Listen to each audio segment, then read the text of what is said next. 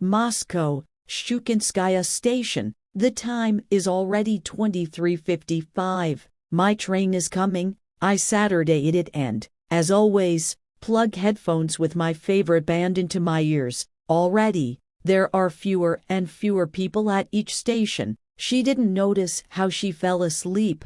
I wake up. There's no one around. There's just a ripple of light in the carriage and a man in a black suit is sitting at the other end, watching me so intently. I turn away, but after 10 seconds, I looked at him again with a sidelong glance. He continued to stare at me without blinking. Damn, I'm getting uneasy. The next stop is only in 2 minutes. I hear the sound of vibration in my bag, and I take out my phone. He received a text message from an unknown number that said, "Turn away." Oh no, how can that be? I turn sharply to the stranger. He continues to stare at me without looking away. I hear the sound of an SMS message from the same user again. Turn away. A chill and shiver ran through my body. Mom, I'm scared. What does he want from me? The train entered a tunnel, which made it dark in the carriage.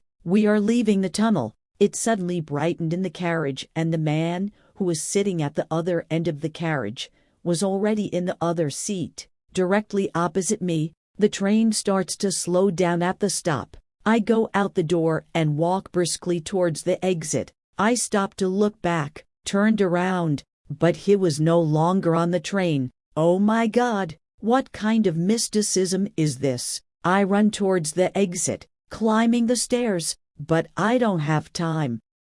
A man in black appeared next to me and blocked my passage. Then his shadow began to grow bigger and bigger. Sharp claws and red sparkling eyes began to appear in it. I ran away from him in the opposite direction and jumped off the platform. I do not know if I will have time to reach the nearest turning pocket where I can hide from him in the tunnel. I'm scared. His shadow is getting closer and closer. I reread all the prayers that come to mind, but it doesn't help. These evil spirits are approaching me. My breathing stops, and then it grabs my hair and knocks me onto the tracks. Then, it started throwing me from wall to wall until I lost consciousness. I could feel my bones and ribs breaking, and it was very painful and scary. I tried to scream, but it wouldn't let me. My face started to bleed from his hard blows. I had the feeling that I felt the same pain that Jesus felt when he lifted the cross up the mountain. What a horror! Why should I suffer such torments? And now, finally, I'm starting to feel like I'm falling into a coma.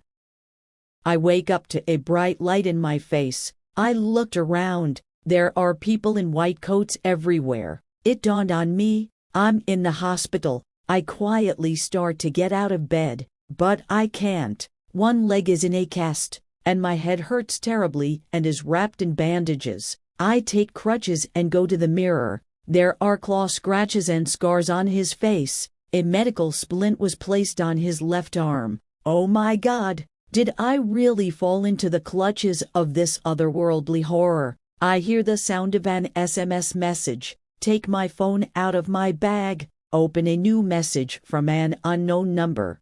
Next time, look away.